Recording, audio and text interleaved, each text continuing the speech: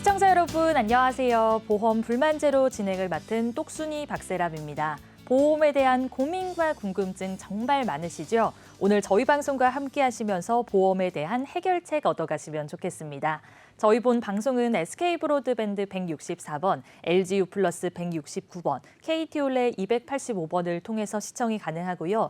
유튜브와 네이버 TV, 카카오 TV로 내외경제TV 혹은 보험 불만제로 검색하시면 실시간 방송에도 참여하실 수 있습니다. 아울러 본방송은 정보 제공을 위한 방송이며 보험 서비스 및 상품 판매와 중개에는 관여하지 않습니다. 그럼 보험 불만제로 오늘도 힘차게 시작을 해보도록 할 텐데요. 오늘 세 분의 전문가 나오셨습니다. 인사 나눠볼게요. 안녕하세요. 안녕하세요. 안녕하세요. 여러분들이 알고 싶은 보험의 모든 것을 쉽고 유익하게 풀어드릴 보험 전문가 이종일입니다. 안녕하세요. 벌써 12월 달입니다. 2021년도 1월 달 시작한 지가 바로 어제 같은데 벌써 시간이 참 빠르게 조금 가는 것 같아요. 그래서 이제 남은 한 달 동안 이번 올해 계획 세우셨던 거 다들 이루시기를 바라겠습니다. 보험 전문가 배상웅입니다. 안녕하세요. 오늘도 보험에 대해 한 발 앞서가는 시간 만들어 보겠습니다. 보험 전문가 박호근입니다. 네, 오늘 세 분의 전문가와 본격적으로 보험 불만제로 출발해 보도록 하겠습니다. 오늘은 이보험 칭찬을 먼저 만나볼게요.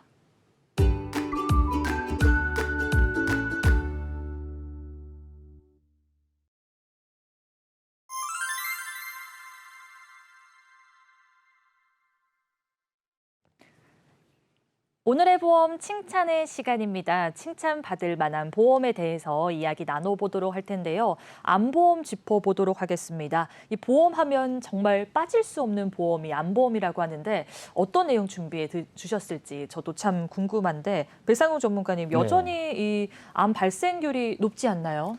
많이 높죠. 네. 그리고 이 암 발병률하고 사망률이 지금 몇 년째 1위에서 내려오질 않고 있거든요. 네. 근데 먼저 암보험 하면 어떤 생각이 좀 드세요? 암보험이요? 네. 아니 암 하면요? 걸리기 싫다? 걸리기 싫다, 뭐 준비 불치병이다. 잘해놔야겠다. 그렇죠. 네. 이게 제가 통계청에서 자료를 하나 가지고 온 게 있거든요. 네. 이게 2018년도 우리나라 그 남자 여자 사망률 1위가 과연 뭘까? 근데 불명예스럽게도 여전히 암이 차지하고 있어요. 이게 비단 2018년도뿐만 아니라 10년 전, 15년 전부터도 계속 1위를 차지하고 있는 건데 이 암이라는 거는 솔직히 지금 현재 의료 기술로 치료 방법이 거의 없거든요. 그러다 보니까 뭐 새로운 치료 방법이 있어서 생존율은 조금 더 늘릴 수는 있지만은 결국 이 암을 극복하지는 못해요. 그러다 보니까 아까 말씀하신 대로 보험하면은 암보험. 암보험이 가장 먼저 떠오르실 것 같은데 문제는 지금 치료 방법도 없는 상태에서 발병률은 점점 늘어나고 있거든요. 그렇군요. 네. 우리나라의 그 암을 관리하는 정보기관인 국가암정보센터라는 곳이 있어요. 이곳에서 2017년도 암 발병률을 제가 조금 자료를 가지고 온 게 있는데요. 보시면은 1999년도부터 2018년도까지 암 발생률 환자가 200%가 넘게 증가를 했어요. 그렇네요. 그러다 보니까 암 치료는 못하는 상황에서 발병률은 계속해서 늘어날 수밖에 없으니까 암 사망률이 아직까지도 1위를 차지하고 있는 거고 발병률은 2018년도에 벌써 이만큼 발병률이 됐는데 19년도, 20년도 올해는 더 많이 늘어났겠죠. 그러게요. 그러다 보니까 보험하면 암보험, 암보험은 꼭 빠뜨릴 수 없는 보험인 것 같습니다. 맞습니다. 지금 살펴봤을 때 발생률도 1위고 사망률도 1위이기 때문에 우리 시청자분들이 암에 있어서는 준비를 정말 잘 해두시는 게 좋을 것 같은데요. 아마 시청자분들 중에서 이 암보험 하나 정도는 가지고 있을 것 같아요. 그렇기 때문에 오늘 방송 보시면서 내가 준비한 암보험이 괜찮은 암보험인지 스스로 점검을 꼭 해보시면 좋겠습니다. 그럼 배상웅 전문가님, 이 암보험도 굉장히 차이가 심하더라고요. 보험사별 차이가 심하죠. 아마 그 MC님도 저희 그 보험 불만제로 MC 계속 하시다 보니까 어느 정도 보험 박사 정도로 들어가실 건데 조금? 오늘은 기존에 계속 말씀하셨던 뭐 암의 보장범위라든가 이런 네. 부분보다는 암 보험의 역사에 대해서 제가 조금 말씀을 좀 어렵지 않을까요? 괜찮겠죠? 조금 드리고 싶은데요. 퀴즈를 하나 좀 낼게요. 알겠습니다. 우리나라에서요. 네. 이 암에 관련된 보장을 언제 최초로 판매를 시작했을까요? 살짝 봐도 되나요? 힌트를 글쎄요. 드리면 올림픽. 와, 그럼 88 올림픽 맞습니다. 때부터인가요? 네. 어. 1988년도부터 생명보험사에서 음. 암에 관련된 보장을 최초로 판매를 시작을 했거든요. 네. 근데 이때는 진단금은 없었고요. 네. 암으로 인한 입원비라든가 수술비라든가 항암 치료비, 요양급여 이런 부분들에 대해서 판매를 최초 시작을 했고요. 네. 3년이 지난 1991년도부터 이제 드디어 암 진단비에 관련된 보장이 들어서기 시작을 해요. 네. 그래서 암 진단비를 판매를 하고 그러다 보니까 판매 건수가 많아지다 보니까 보험사들끼리 과열 경쟁이 붙었거든요. 네. 그러다 보니까 1991년도에 암 진단비가 최초로 나왔고 그 뒤로 이제 암은 질병 분류 코드로 C코드로 나와요. 네. 근데 D코드에 들어가고 있는 그 상피내암, 요즘 말하는 제자리암이라는 것도 네. 보장이 추가가 들어갑니다.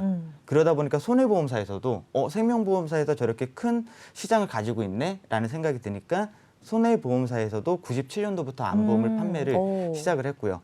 그런데 아까 전에 제가 보여드렸던 자료를 보시면은 네. 98년도부터 2005년도까지 암 환자가 굉장히 많이 늘어났거든요. 네.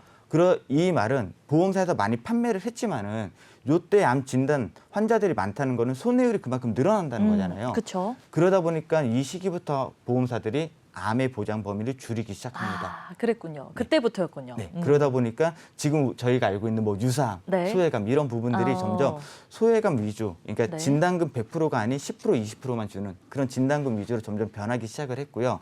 그러다 보니까 제가 또 하나의 자료를 준비를 한 게 네. 1세대 암보험이 있고 2세대 암보험이 있고 네. 3세대 암보험, 4세대 암보험으로 나눌 수가 있어요. 1세대 암보험은 제가 초창기 말씀드렸던 일반암 범위가 굉장히 높아요. 그렇네요. 그러니까 지금 표에서 보는 노란 부분이 일반암이고요. 네. 밑에 회색 부분이 소외감이나 유사암 부분인데 1세대 암보험은 소외감이나 유사암에 뭐 제자리암, 경계성 종양, 기타 피부암 요 정도까지밖에 들어가지 않았거든요. 소위 말하는 갑상선암, 지금은 네. 유사암이잖아요. 이때는 일반암 진단금을 받을 수가 있었던 시기고요. 그다음에 2세대로 넘어오면서부터 갑상선암이 유사암으로 빠지기 시작을 했고요. 또 3세대로 넘어오면서부터 말이 많은 대장전막내암도 유사암으로 빠지기 시작했고 지금 현재 4세대 암보험에서는 남녀 생식기암 네. 그리고 여성분들 유방암 거기에 뭐 비침습 방광암, 네. 대장전막내암 이런 것들이 이제 다 소외감으로 분류가 되고 있어요.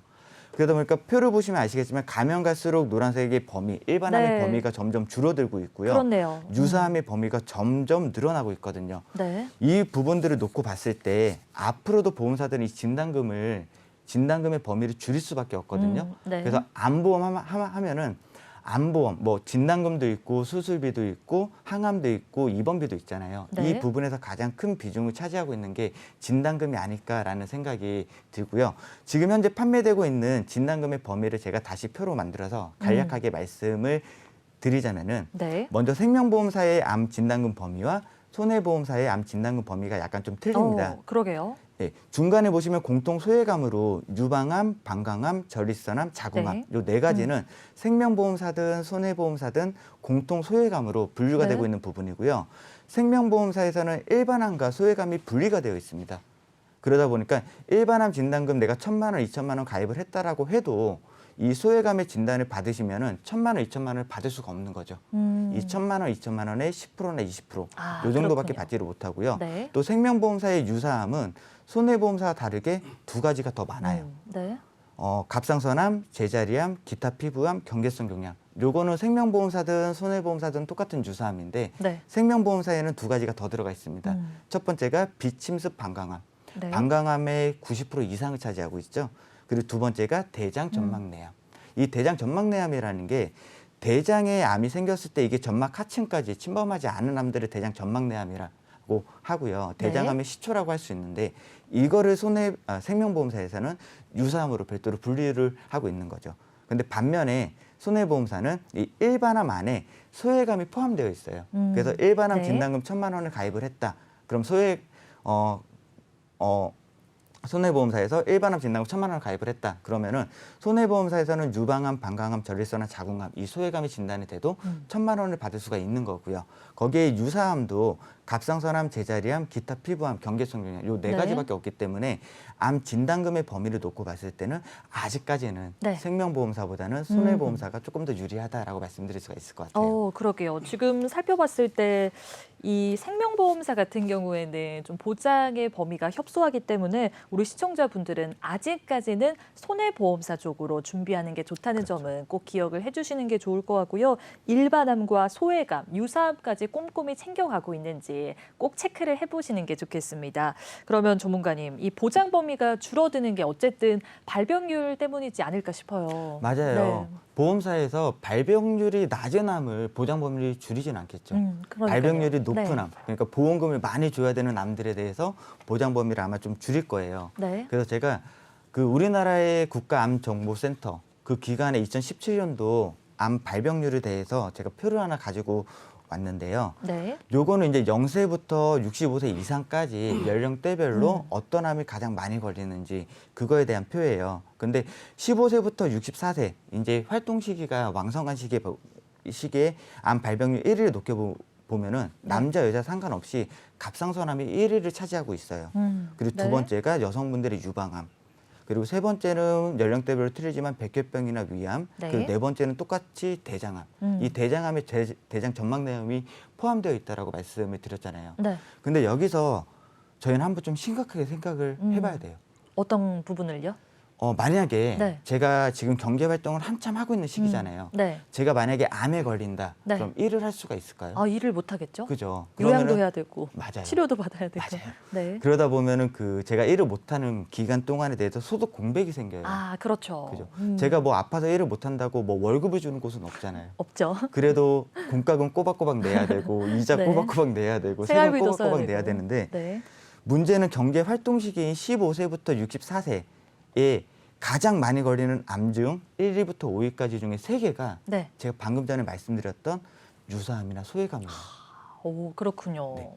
그러면 지금 내가 이런 암 보장 범위를 제대로 모르고 그냥 네. 단순하게 암 진단금 준비했다라고 생각하시는 시청자님들은 한 번쯤 확인을 해보셔야 돼요. 내가 갑상선암에 걸렸을 때 진단금이 얼마가 나올지, 네. 특히 여성분들은 유방암에 걸렸을 때 진단금이 얼마가 나올지, 네. 뭐 대장암에 걸렸을 때 진단금이 얼마가 나올지 이 부분들을 꼼꼼히 챙겨보시고 만약에 이 부분들에 대해서 진단금이 좀 부족하다라는 생각이 드시면은 네. 여유가 되시는 분들은 좀 보완을 한번 좀 고려를 해보셔야 되지 않을까 싶습니다. 맞습니다. 이 중요한 사항입니다. 이 경제 활동 시기에 갑상선암, 유방암 이런 암들이 많이 걸린다고 말씀을 해주셨는데요. 유사암과 소외감에 속하기 때문에 우리 시청자분들이 일반암만 준비를 해둔 게 아닌지 이런 점을 꼭 체크를 해보시는 게 좋을 것 같고요. 유사암과 소외감까지 100% 잘 보장받을 수 있는 암보험으로 준비를 해두시는 게 중요하겠습니다. 지금 방송 시청하고 계시면은 증권을 한번 펼쳐보셔서 일반암 진단비는 어느 정도 가지고 가고 있는지 소외감과 유사암도 꼭 챙겨가고 있는지 확인을 정말 잘 해보시는 게 좋겠습니다. 그러면 이종열 전문가님, 제가 생각했을 때는 생활비도 많이 나가고 네. 요양비도 많이 나가고 치료비도 많이 나가고 경제적으로 많은 분들이 부담을 느낄 것 같은데 진단금을 어느 정도 가지고 가는 게 좋을지 이 부분도 궁금하거든요. 네, 그 숫자로만 따지면 네. 뭐 유사암이나 소외감이 적은 편이라고 할 수 있습니다. 그래서 현재 네. 그 국가암 정보센터에 등록된 암의 종류가 약 100여 가지 정도고요. 네. 유사암과 유사암과 소외감이 한 10가지 정도니까 전체 비중으로 보면 10% 정도 된다고 볼 수 있습니다. 예. 근데 하지만 2017년도 국가암 정보센터 자료를 보면요. 네. 발생률 1위부터 10위까지 암 중에서요. 소외감과 유사암이 차지하는 비중이 굉장히 높습니다. 예, 네. 무려 6가지가 되니까 60%를 차지하고 있는 거죠. 자료를 보면서 좀 말씀을 드릴 건데요. 보시는 바와 같이 갑상선암이 1위를 차지하고 있고요. 네. 3위가 대장 점막내암을 포함하고 있는 대장암, 그리고 4위가 유방암, 네. 5위가 전립선암, 8위가 자궁경부암, 10위가 방광암입니다. 네. 전체 암 환자를 100으로 놓고 봤을 때 유사암과 소외감을 합한 비중이 약 56%로 절반을 넘게 차지하고 있습니다. 네. 종류로만 보면 100가지 중에 10가지밖에 안 되니까 10% 비중밖에는 안 되는데요. 네. 발병률로 보면 네. 가지수는 작지만 무려 절반 이상을 차지하고 있습니다. 그렇군요. 그래서 암보험을 준비하실 때는 네. 이런 통계와 확률 그리고 가족력을 준비해서 가족력을 고려해서 준비하시는 게 좋은데요. 문제는 시청자분들이 바라보는 암과 네. 보험사가 바라보는 암이 좀 차이가 있습니다. 네. 일반적으로 암보험을 준비하시는 분들은 위암이든 갑상선암이든 그냥 어떤 암에 걸리기만 하면 네. 내가 준비한 보험금을 받을 수 있겠구나라고 생각하시는 다 분들이 된다고 생각하시죠? 그렇죠. 네. 대다수들인데요. 보험사는 암을 일반암과 유사암 네. 그리고 소액암으로 따로 구분 지어놨습니다. 그래서 모든 암에 걸렸다고 동일한 보험금을 받으시는 건 아니고요. 네. 암의 종류에 따라서 받을 수 있는 보험금이 달라질 수도 있습니다. 네, 보험사는 발병률이 높은 암들을 소액암과 유사암으로 따로 구분을 지어놨고요. 소액암과 유사암 발병 시에는 뭐 아까도 말씀을 드렸지만 일반암 대비 약 10에서 20% 정도의 보험금만 지급하고 있죠. 네. 그래서 암보험을 준비하실 때는 그 일반암과 유사암을 따로따로 네. 준비하시는 걸 추천드리고 있고요. 내가 가입하려는 보험이 소액암이 일반암에 포함되어 있어서 보험금을 많이 받을 수 있는지 확인하시고 가입하시는 걸 추천드리고 싶습니다. 아, 맞습니다. 이 보험사마다 암을 구분하는 기준이 다르기 때문에 과연 내가 소액암이 일반암으로 포함이 되고 있는지 그리고 유사암 진단비까지 꼼꼼히 챙겨가고 있는지 꼭 체크를 해보시는 게 좋겠습니다. 네. 그리고 아까 전에 네. 방금 전에 질문을 하셨을 때 네. 암 진단비를 어느 정도 준비를 하면 좋은지 제가 그래서 한 번 더 여쭤보려고. 네, 제가 그걸 여쭤봤는데. 네. 네. 그 부분은 제가 조금 말씀을 조금 드리고 싶은 게요. 네. 몇 년 전에 저희 아버님께서 그 폐암으로 사계에서 한 6개월 정도 투병을 하시다가 네네. 돌아가셨거든요. 아, 그랬군요. 그때 솔직히 말씀드리면은 네. 이제 암 환자로 등록이 되면은 산정특례 적용을 받아서 이런 의료비나 이런 부분은 급여 부분에 한해서 나라에서 95% 지원을 받아요. 네. 그렇기 때문에 비급여 부분하고 급여 부분의 5%, 요 부분만 이제 환자 본인이나 가족분들이 충당을 하시면은 되는 건데 우리나라 실손의료보험 있잖아요. 네. 그래서 이 실손의료보험을 가지고 있으시면 솔직히 치료비 부담은 없거든요. 그렇죠. 근데 그때 가장 저희가 이제 좀 경제적으로 네. 좀 문제다라고 생각을 했던 게 저희 아버님 그 6개월 투병 기간 동안에 들어갔던 간접 치료 비용이 무시를 못 하더라고요. 아, 그렇죠. 그러니까 비급여도 있으니까요. 네, 그렇죠. 네. 심지어는 병원에서 네. 이제 저희 아버님 항암 치료를 해야 되니까 면역력을 조금 높이래요. 그래서 그럼 어떤 음식을 드리면 조금 좋을까요? 물어보니까 소고기가 그렇게 좋대요. 아, 비싸죠. 네, 그래도 소고기를 사러 마트를 갔는데 호주산이 있고 한우산이 있더라고요. 네. 우리나라 한우. 네. 차마 호주산에 손이 안 가더라고요. 한우에. 네, 그런 비용들하고 이제 항암 치료 받을 때 택시 타고 왔다 갔다 하시는 비용들 이 부분만 했을 때도 이제 비용이 상당히 들어가는데 이거를 입장 바꿔서 제가 만약에 암에 걸렸다. 그럼 저는 소득까지 끊기게 되거든요. 네. 그리고 보통 암 치료 기간이 짧아야지 뭐 7, 8개월 길면은 1년 정도잖아요. 네. 그러다 보니까 저는 1년 동안의 그 생활비도 걱정을 해야 되고 그다음에 들어가는 간접 치료 비용 이런 부분들을 다 생각을 해봤을 때 딱 얼마다라고 말씀을 드리기는 힘들 것 같아요. 그냥 본인이 1년 동안 벌어들일 수 있는 연봉 정도는 준비를 하셔야 되지 않을까라는 생각을 하게 됩니다. 알겠습니다. 이 본인이 이 경제적 활동을 할 때 그 연봉, 1년 정도의 연봉은 준비를 해두시는 게 좋을 것 같으니까요. 시청자분들의 입장에 따라서 조금은 다를 수 있을 것 같습니다. 그렇기 때문에 진단금을 어느 정도 준비를 했는지 체크를 해보시는 게 좋겠습니다. 그러면 이종열 전문가님께도 네. 여쭤보도록 할게요. 만약에 암 진단금이 부족하다고 느껴서 보완을 하고 싶으신 분들도 있잖아요. 네네. 어떻게 보완을 잘 할 수 있을까요? 일단 보완을 하기 이전에 가장 네. 먼저 따져야 될 부분이 당연히 네. 보험료가 최우선이 되겠죠. 예. 네. 내가 납부할 수 있는 그 기간 동안 네. 유지가 가능한 수준의 보험료를 책정해서 가입하는 것이 일단 가장 먼저 중요하고요. 네. 두 번째는 기존에 내가 가지고 있는 암보험에 대해서 정확히 이해를 해야 보완이 가능할 수 있겠습니다. 네. 일반암이 부족한지 유사암이 부족한지 최소한 이 정도는 알고 계셔야 네. 부족한 부분을 제대로 보완할 수가 있겠죠. 자, 세 번째는 소액암으로 분리되어 있는 암들이 일반암으로 포함되어 있는 상품을 선택하시는 게 좋습니다. 네. 예. 특히 사회자님 같은 경우는 네. 여성분이기 때문에 그쵸? 발병률이 높은 유방암이나 자궁암 이런 네. 것들이 일반암으로 포함되어 있는 그런 상품에 가입하시는 게 굉장히 유리하겠죠. 그리고 네 번째는요. 이제 유사암으로 분류하고 있는 갑상선암, 네. 그리고 기타 피부암, 경계성 종양, 그리고 제자리암 등 이런 가입 금액이 그 높은 상품으로 네. 선택을 해서 가입하시는 게 좀 유리할 거고요. 보험사별 또는 상품별로 네. 유사암 가입 한도가 다르기 때문에 네. 좀 더 꼼꼼하게 비교하셔서 가입 한도가 높은 상품으로 선택하시는 게 좋을 것 같습니다. 마지막으로 그 한 가지 더 팁을 드리자면 네. 선택하신 상품의 유사암 가입 금액이 부족하다고 느끼실 수도 있거든요. 그쵸. 그럼 그럴 때는 네. 한 개의 상품만 가입하는 게 아니라 두 개의 상품으로 나눠서 오. 가입하시게 되면 한도를 네. 좀 더 높여서 가입하실 수가 있겠습니다. 그것도 꿀팁이네요. 네. 한 가지 상품을 준비하기보다는 여러 가지 상품으로 같이 준비하는 것도 좋다고 말씀을 해주셨고요. 일단 보험료가 제일 중요하다고 말씀을 해주셨습니다. 유지 가능할 수 있을 정도의 보험료를 납부하는 게 중요하다고 짚어주셨고요.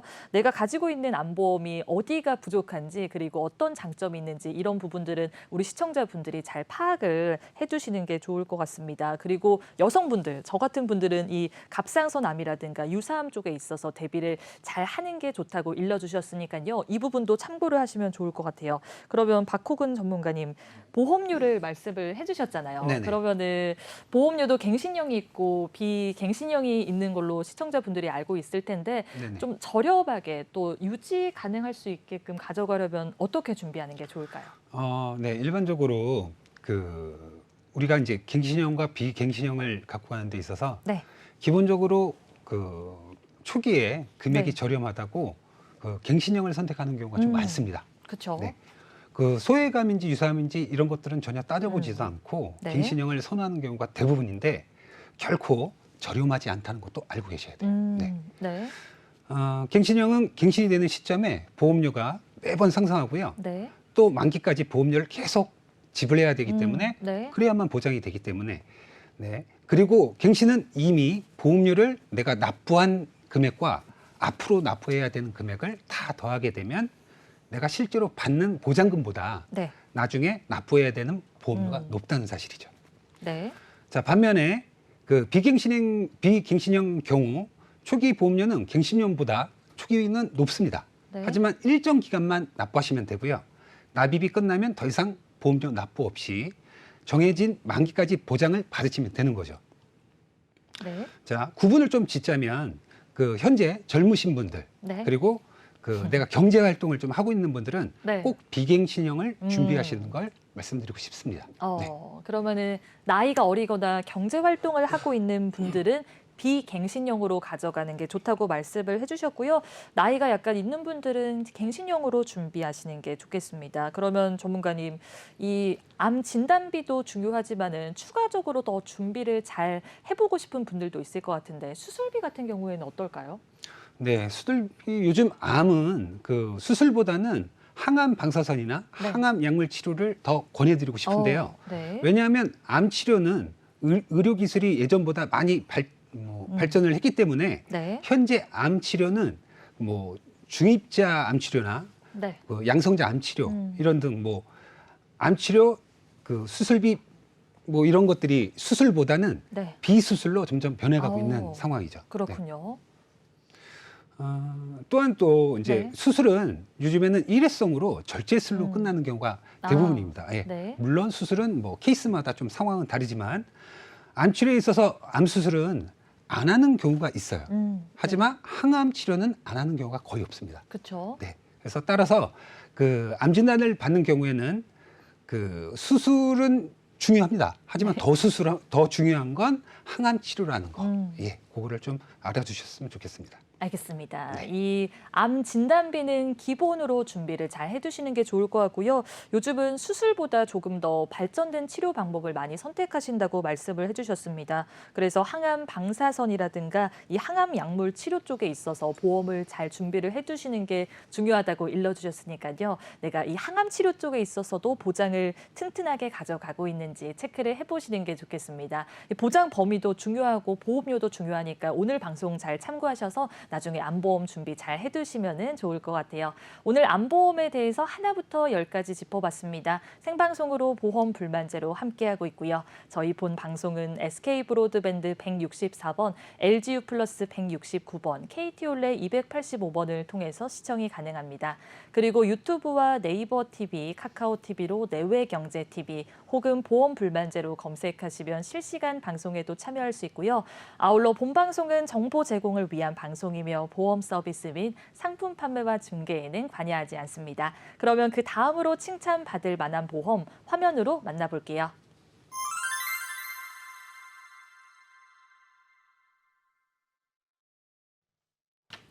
두 번째로 칭찬받을 만한 보험, 혈관질환 보험 짚어보도록 하겠습니다. 이 사망률 1위가 암이라면은 그 다음으로 이제 혈관 쪽에 있어서도 사망률도 높고 발병률도 높다고 해서 혈관질환 보험 어떻게 잘 대비할 수 있는지 오늘 꿀팁들 방출해 보도록 하겠습니다. 자, 박호근 전문가님, 네. 이 심장 쪽이랑 뇌 쪽도 준비를 잘 해둬야 되는데 어떻게 좀 준비를 잘 하는 게 좋을까요? 사망률 1위가 지금 뭐 암, 그다음에 네. 그 뭐 심혈관 질환이죠. 네. 그 중요한 부분은 이제 앞에 이제 그 저희 음. 전문가님께서 얘기를 하실 거고요. 저는 네. 그 전에 뇌혈관 진단에 대해서 잠깐 좀 말씀을 드리겠습니다. 네. 자, 자료 화면을 보시면 그 화면 내용에 뇌출혈을 포함한 뇌졸중이 있습니다. 네.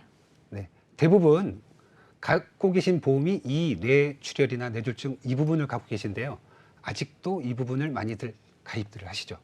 네. 맞아요. 자, 네. 이 보장에 대해서 좀 다르게 생각해 볼 필요가 있는데요. 네. 네, 예전에는 뇌출혈, 뇌경색 이렇게 급격한 경우에만 병원을 방문한 경우가 있었죠. 네. 왜냐면은 예전에는 좀 아픈 걸 참는 게 미덕처럼 그렇게 여겨졌기 때문에 참다 못해서 병원에 오시면은 그때는 이미 병이 많이 커진 아이고. 그런 상태가 되기 때문에 네. 치료가 매우 어려웠다고 합니다. 자, 요즘에는 그 국민건강검진이라든가 이런 것들이 굉장히 잘 돼 있어요.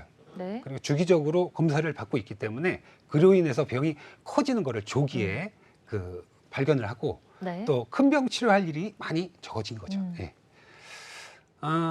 또한 의료기술이 매우 발전했기 때문에 네. 조기에 발전하고 사망률도 많이 줄었죠. 네. 네. 경미한 증상일 때 미리 발견해서 그에 따른 치료를 지금 받고 있는 겁니다. 자, 네. 이렇게 따져보면 뇌출혈이나 뇌졸중 등 큰 병에 걸릴 확률이 많이 줄겠죠. 네. 네. 결국은 보험료를 못 받을 가능성이 높다라는 얘기입니다. 아, 네. 그렇군요. 그래서 내가 갖고 있는 이 보장이 뇌졸중 이런 것들로 협소한 보장으로 만들어져 있는 건지 네. 아니면 뇌혈관 질환으로 가입 보장이 넓은 보장으로 되어 있는지 그거를 꼭 확인해 보셔야 된다고 생각합니다. 예. 그러게요. 나중에 보장을 제대로 받으려면은 내가 뇌출혈 진단비로 준비가 되어 있는지, 뇌졸중 진단비로 준비가 되어 있는지, 아니면 뇌혈관 질환으로 준비가 되어 있는지 이 부분들을 꼭 체크를 해보시는 게 좋겠습니다. 뇌출혈 진단비, 뇌졸중 진단비로 되어 있으면은 보장 범위가 협소하다고 생각을 하시면 되겠습니다. 뇌 쪽에 있어서 전체적으로 보장을 잘 받고 싶으시면 뇌혈관 질환 진단비로 준비가 되어 있어야 하니까요.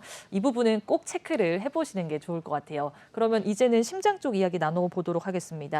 자, 이종열 전문가님, 뇌 쪽도 보장 범위 넓게 가져가는 게 중요하니까 심장도 보장 범위를 크게 가져가려면 어떻게 준비하는 게 좋을까요?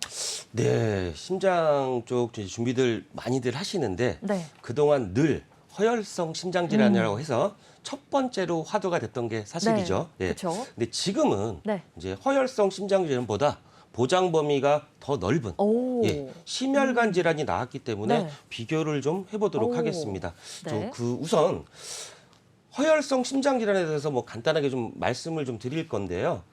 허혈성 심장 질환은 이제 심근경색은 물론이고 협심증이나 만성 허혈성 심장병까지 보장이 됐었기 때문에 그동안 많은 가입이 있었던 게 사실이죠. 네. 근데 이제 심장과 통하는 간상동맥에 대한 보장까지 받을 수가 있었다라는 얘기입니다. 근데 바꿔 말하면 심장과 통하는 관상동맥만 보장할 뿐 심장 자체의 문제는 보장을 못 받았다라고 네. 말할 수 있습니다. 뭐 자료안을 보시면서 설명을 좀 드리도록 할 건데요.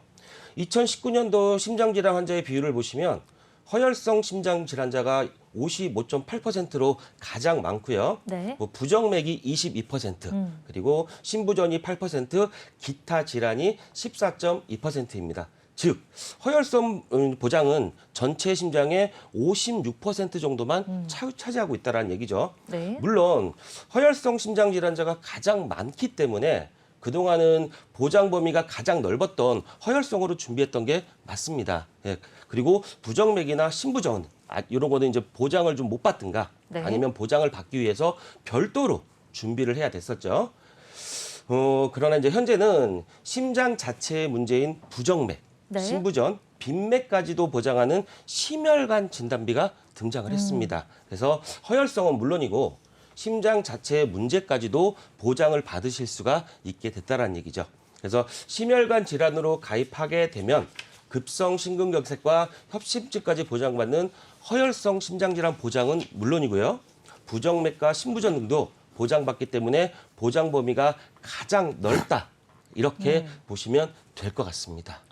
그러면은 이제는 심장 쪽에 있어서 보장 범위를 제일 크게 가져가고 싶으신 분들은 이 허혈성 심장 질환 진단비가 아니라 심혈관 질환 진단비로 준비를 해야 된다는 점은 좀 기억을 해주시는 게 좋을 것 같고요. 그러면 전문가님, 제가 궁금한 점이 그래도 이 방송에서도 그렇고 전문가분들이 허혈성 심장 질환 진단비가 좋다고 많이 말씀을 해두셔서 그렇게 준비를 해두신 분도 있을 것 같은데, 그럼 해지를 하고 다시 심혈관 진단비로 준비를 하는 게 좋을까요?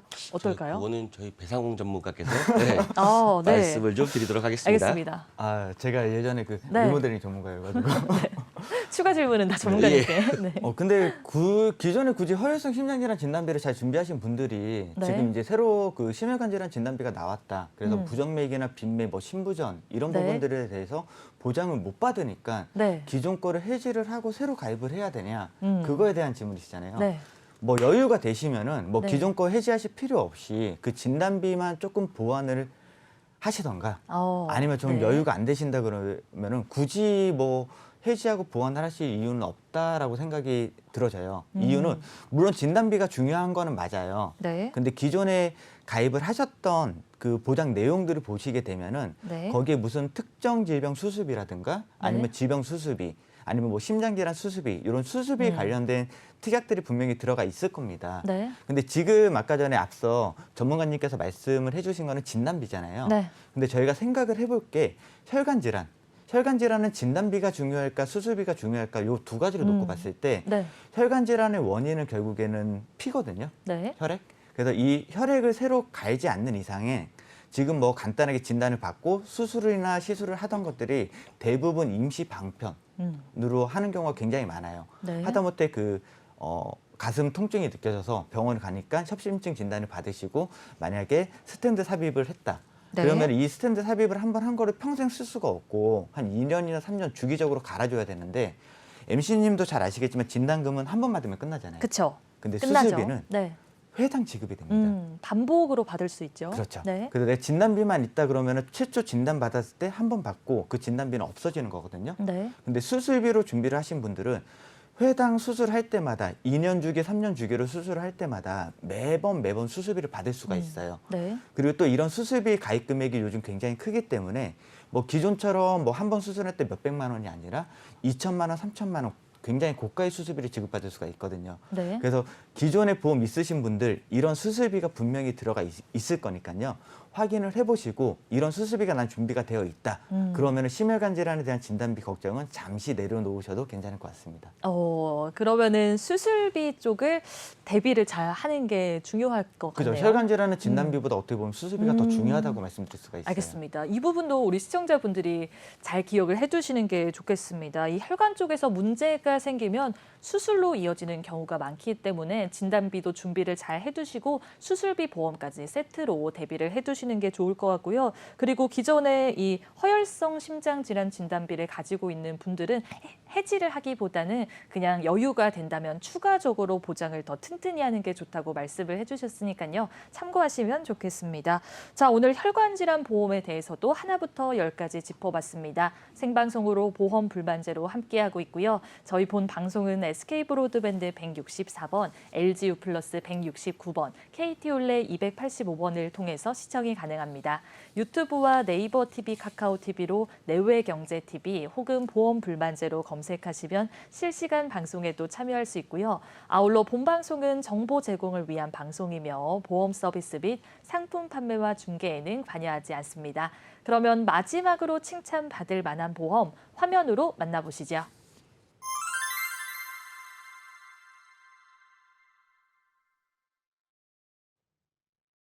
네, 마지막으로 칭찬받을 만한 보험, 사망보험에 대해서 이야기 나눠보도록 하겠습니다. 자, 사망보험 관련해서는 시청자분들 중에서 부정적으로 생각하시는 분들도 있고 이 사망하고 나서 받는 보험금이 과연 필요할까 이렇게 의문을 가지시는 분들도 많을 것 같은데 이종열 전문가님, 네. 필요할까요? 어떨까요? 우선 이제 사망보험이 필요한지 네. 안 한지 얘기하기 전에 정확하게 이제 사망보험은 어떤 보험인지 먼저 알아야 되겠죠. 네. 그래서 설명을 좀 드리도록 하면 뭐 많이들 알고 계시겠지만 네. 사망보험은 이제 피보험자가 사망을 하게 되면 남아있는 가족들에게 정해진 보험금을 100% 지급받을 수 있는 상품입니다. 네. 즉 남아있는 가족들에게 생기는 금전적인 부담을 최소화하기 위해서 가장이 대비해 놓는 네. 그런 개념으로도 이제 여태까지 많이들 준비들 하셨는데요.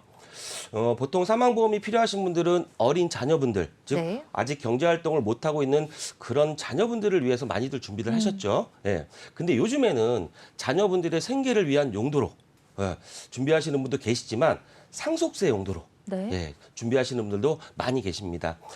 아니 사망보험을 상속세 용도로? 뭐 이렇게 생각하실 수도 그러게요. 있는데요. 네. 뭐 그 부분은 잠시 후에 자세하게 설명을 좀 드리도록 할 거고요. 결론부터 말씀을 드리자면 네. 자녀분들이 있는 분이라면 사망보험은 반드시 준비하셔야 된다라고 말씀드리고 싶습니다. 왜냐하면 이제 내가 죽고 난 뒤에 네. 남겨줄 재산이 부족한 분들은 남아있는 가족의 생계 유지비 목적으로 꼭 필요하시고요. 상속할 재산이 좀 있다 네. 하시는 분들도 상속세 목적으로 준비하시는 게 좋다라고 말씀드리고 싶습니다. 상속세에 대해서는 저도 좀 잘 모르는 내용이니까 나중에 잘 들어보도록 하고요. 네. 상속세를 대비하기 위해서 이 사망보험이 필요하다고 말씀을 해주셨고요. 그리고 책임질 가족이 있다. 우리 가족들 중에서 자녀가 있다. 그런 분들은 이 사망보험 쪽에 있어서 대비를 잘 하시는 게 중요할 것 같습니다. 그러면 본격적으로 들어가 보도록 할게요. 배상홍 전문가님, 네. 이 사망보장도 회사마다 내용이 많이 다르더라고요. 그죠. 생명보험사에 사망하고 손해보험사에 사망하고는 조금 차이가 네. 많아요. 그리고 어렵거든요. 맞아요. 근데 그 전에 앞서가지고 네. 만약에 사람이 사망을 한다. 네. 그러면은 아파서 사망할 확률이 높을까요? 아니면 다쳐서 사망할 확률이 높을까요? 아파서일까요? 네, 맞습니다. 맞을까요? 우리나라 네. 통계청 자료를 보면은 전체 사망자의 90%가 다 질병으로 사망을 해요. 오, 그렇군요. 그리고 나머지 10%가 이제 다치거나 아니면 네. 다른 요인으로 해가지고 사망을 하는데요. 일단 생명사의 사망 보장은 네. 크게 두 가지로 나누어져 있습니다. 첫 네. 번째가 일반 사망, 두 번째가 재해 사망. 네. 그리고 손해보험사 같은 경우는 질병 사망하고 상해 사망으로 이렇게 두 가지로 또 나뉘어지고 있는데요. 먼저 생명사의 일반 사망 같은 경우는 네. 사망 원인을 따지지를 않습니다. 즉 네. 전쟁이나 아니면 큰 잘못을 해서 사형 선고를 받아서 사형 집행하는 거, 요 두 네. 가지 경우만 빼놓고는 어떠한 사망이든 간에 다 사망보험금을 지급을 해요. 네. 심지어는 가입을 하고 2년 있다가 자살을 해도 지급을 합니다. 오, 그렇군요. 그래서 사망의 오. 보장 범위가 가장 넓다라고 말씀드릴 네. 수가 있고요. 생명보험사의 또 다른 재해 사망, 네. 이 재해 사망은 손해보험사의 상해 사망, 다쳐서 사망하는 거랑 비슷해요. 그 우발적인 외래의 사고로 사망을 했을 때 지급을 하는 건데 한 가지 특이점이 있습니다. 네. 우리나라 법령에 정해놓은 법정 감염병이 있거든요. 네. 지금 코로나 되게 심각하잖아요. 네. 이 코로나도 법정 감염병이 포함되어 있는데 그렇군요. 이런 법정 감염병으로 사망을 해도 네. 재해로 봐서 재해 사망 지급이 됩니다. 오.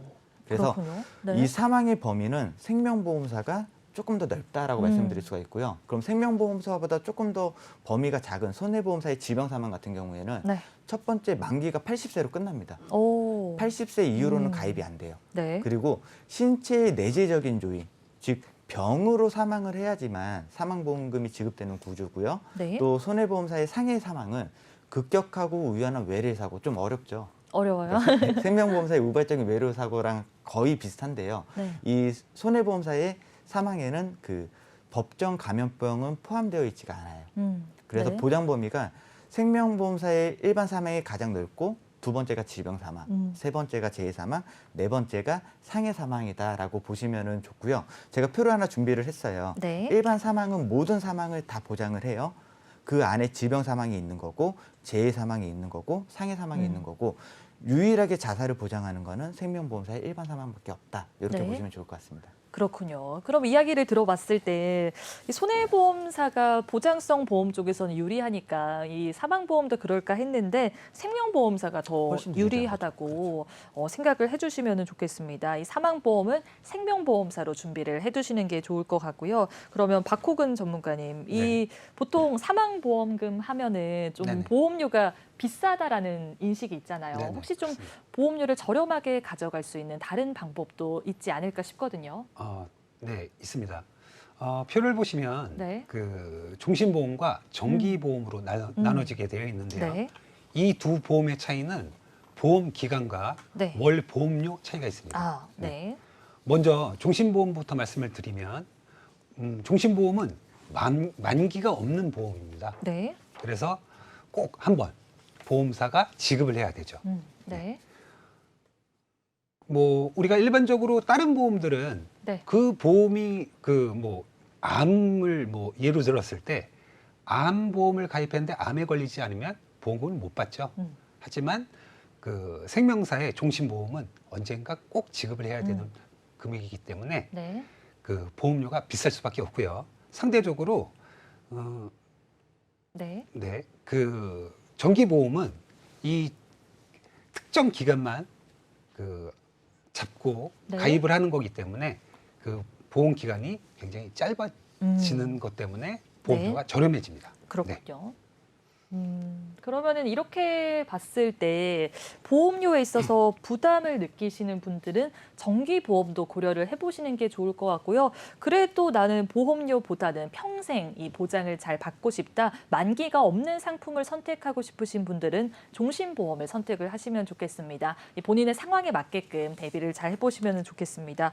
자, 그럼 이종열 전문가님, 네. 아까 그 상속세 이야기를 해주셨잖아요. 근데 이 사망보험도 뭐 상속세와 연관이 있을까요? 네. 궁금하네요. 네. 상속세 그러면 뭐 분명히 연관성이 있습니다. 네. 인터넷 기사를 보게 되면 네. 상속세를 준비하는 이제 부류들이 여럿이 있는데 뭐 상속세는 부유층들만 준비한다. 네. 그렇게 알고 계시는 분들도 그쵸. 상당히 많습니다. 네. 근데 지금은 서민들도 반드시 준비를 하시는 게 맞는데요. 네. 과거에는 부자들만의 걱정일 뿐 네. 서민들과는 거리가 있었던 게 사실입니다. 근데 네. 하지만 최근에는 이제 집값이 올라가면서 상속과 관련된 문제가 일반인에게도 고민이 되는 시대가 온 게 맞습니다. 네. 뭐 이제 겨우 집 한 채 마련한 서민이라고 생각을 했는데 네. 정작 상속 문제가 발생을 하게 되면 세금이 예상보다 많고요. 네. 복잡해지기 때문이죠. 뭐 자료를 좀 보면서 말씀을 드릴 건데요.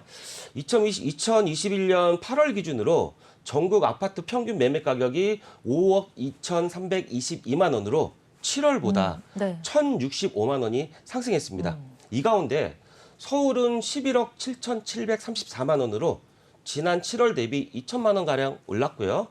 좀 더 좁혀서 강남권으로 좁히면 네. 13억 9,403만 원, 그리고 강북권은 9억 3,079만 원으로 현재 집계가 됐습니다. 네. 그래서 통계 자료만 놓고 보면 서울 집 한 채 가격이 약 10억 정도로 보여지는데요. 네. 10억 이하 상속세율이 현재 한 30% 정도 되죠. 아우. 그래서 즉 3억을 내야 되는데 네. 뭐 이 중에 네. 누진 공제약이라고 해서 이제 6천만 원을 제한다고 하더라도 네. 2억 4천만 원에 달하는 상속세를 내야 되는 게 맞습니다. 아, 그렇군요. 근데 현재 뭐 이런 큰 현금을 늘 가지고 다니는 사람들은 많지 않겠죠. 1억이니까요. 그렇죠. 네. 그러다 보니 이제 뭐 적금을 깬다든가 아니면 물려받은 집을 팔아서 네. 상속세를 내는 사람들이 많아진 게 사실인데요. 다행히 뭐 부모님 집과 본인 집 합쳐서 두 채까지 이제 보유를 하고 계시는 분이라면 그 중에 한 채를 팔아서 세금을 내고 네. 남은 집에서 뭐 생활하면 됩니다. 아이고, 네. 근데 별다른 재산 없이 뭐 아파트 한 가구만 남기는 중산층도 있는데요. 이럴 경우에는 상속세 때문에 울며 겨자 먹기로 물려받은 집을 처분하고 작은 집으로 이사를 하거나 아니면 최악의 경우엔 네. 월세나 전세로 오. 옮겨가는 상황이 나올 수도 있다라는 거죠. 그래서 거기다가 현재 기사를 보면 공시지가 현실화로 인해서 2030년도까지 이제 시세의 90% 수준까지 공시지가가 올라간다라고 합니다. 그럴 경우엔 아파트 소유자들은 이제 상속세를 더 고민할 수밖에 없겠죠.